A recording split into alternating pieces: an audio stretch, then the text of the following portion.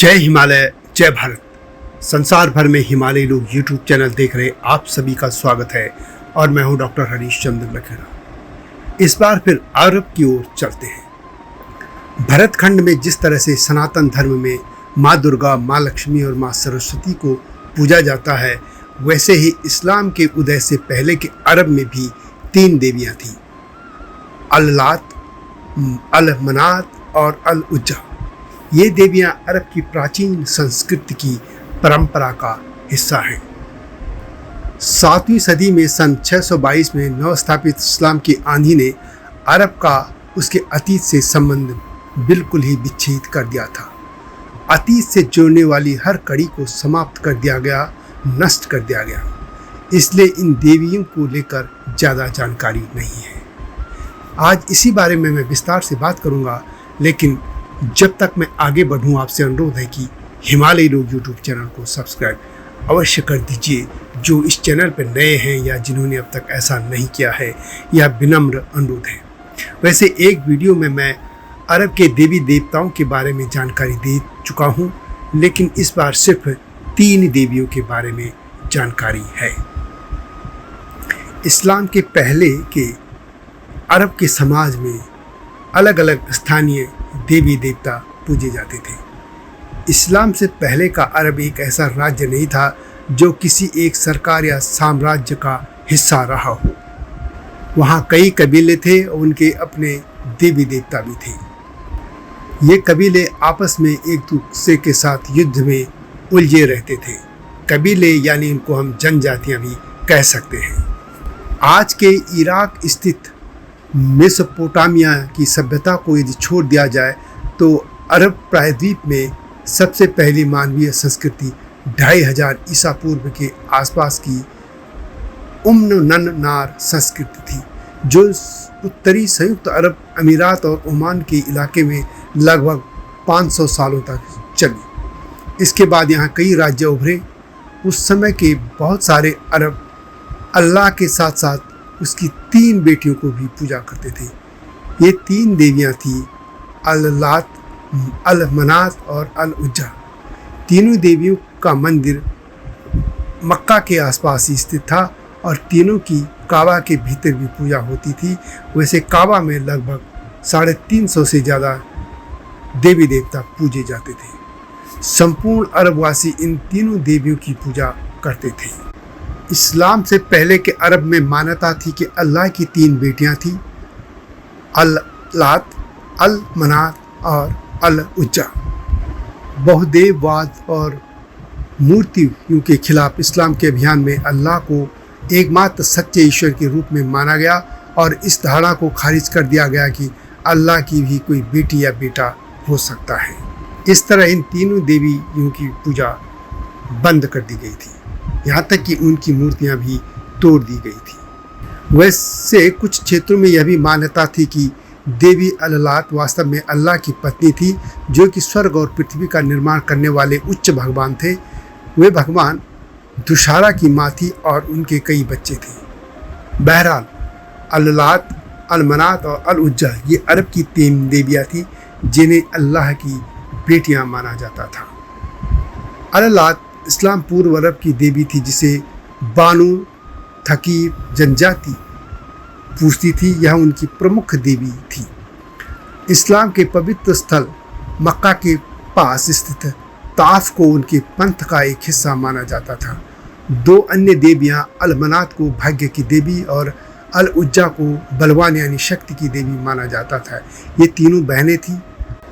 तत्कालीन अरब वासियों में मान्यता की थी कि देवी अल-लात के पास जीवन बनाने और जन्म देने की शक्ति थी।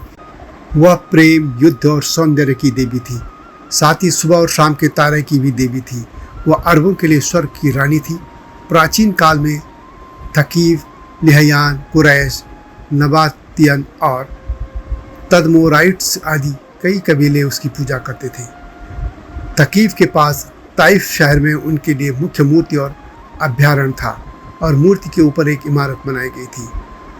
अल-लात की मूर्तियाँ एक घनाकार सफ़ेद चट्टान के आकार की थी। कुछ जगह यह भी मान्यता थी कि वे अल्लाह की पत्नी हैं और उनकी 2 बेटियां हैं। इसी तरह देवी अल-मनात को भाग्य की देवी माना जाता था। उनकी भी विभिन्न जनजातियां पूजा करती थी, जिनमें खजराज, ओस, नबातियन, हुदैल और खुजाह शामिल हैं। इन तीनों देवियों में सबसे प्राचीन अल-मनात को ही माना जाता है।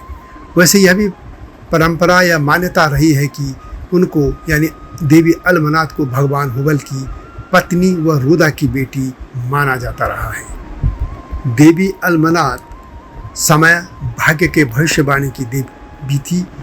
आवश्यक तीर्थ यात्रा के समय में अरब लोग अल-मनात के मंदिर में जाते थे और अपने सिर मुंडवाते थे।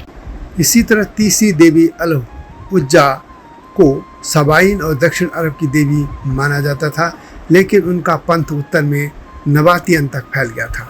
कुरैश, सुलेम, घनीम, खुजा, किनाना, नबातियन और सबाइन सहित कई कबीले उनकी पूजा करते थे। उनकी मूर्ति बुस नामक एक अभयारण्य में खड़ी थी, जिसमें अल गबगब नामक एक वेदी थी और इसका उपयोग बलि और प्रार्थना के लिए किया जाता था। मंदिर के पास, मक्का के पास नखलत अल शामियाह की घाटी में 3 बबूल के पेड़ खड़े थे और रोमन देवी वीनस, ग्रीस, एफ्रोडाइट, कनानी, अस्टार्थ और अनात, बेबोलियन देवी ईशर और सुमेरियन देवी इन्नाना के समान थी। इस्लाम से पहले का जो अरब था उसमें मान्यता थी कि जैसे अल-इल्लाह यानी अल्लाह पुरुष देवता सर्वशक्तिमान और सबसे बड़ा था, ठीक उसी तरह देवियों में अल-इलात यानी अल-लात सबसे शक्तिशाली और पूज्य समझी जाती थी। अल-इलात शब्द भी किसी एक देवी के लिए नहीं बल्कि अल-इलात देवी के कई रूपों के लिए इस्तेमाल किया जाता था। अल्लात को अल्लातु, अल-इलात, अल्लत और अल-लात नाम से भी संबोधित किया जाता था। अल्तात का मंदिर मक्का शहर से लगभग 100 किलोमीटर दूर ताइफ में था और कुरैश कबीला भी इनकी पूजा करता था। अल-लात के मंदिर को भी काबा के जैसा ही पवित्र माना जाता था। वह तीनों देवियों में सबसे बड़ी देवी थी। ये तीनों बहनें थी देवी। इनका मंदिर मक्का के आसपास ही था। तीनों की काबा के भीतर भी पूजा होती थी। सभी अरब के लोग इन देवियों की पूजा करते थे। वैसे इनके अलावा कई देवी देवता भी थे और अलग अलग कबीलों के अपने अपने इष्ट देवता भी थे, परंतु पूरे अरब क्षेत्र में यही 3 देवियां मुख्य तौर पर पूजी जाती थी। तो यह थी इस्लाम पूर्व के अरब की तीनों देवियों की गाथा। वीडियो कैसे लगी कमेंट में उससे लिखें। इस तरह की गाथाओं के साथ आपके सामने आता रहूँगा। चैनल को सब्सक्राइब करना न भूलना। प्रतीक्षा कीजिए नई वीडियो की। तब तक जय हिमालय, जय भारत। हिमालय पे पेड़ हो तो गीत गाएंगी नदियाँ, गीत गाएंगी नदियाँ। पेड़ों पे चिड़िया है तो गीत गाएंगी नदियाँ, पेड़ों पे चिड़िया है तो गीत गाएंगी नदियाँ। माँ की लोरी जैसे होते हैं नदियों के गीत।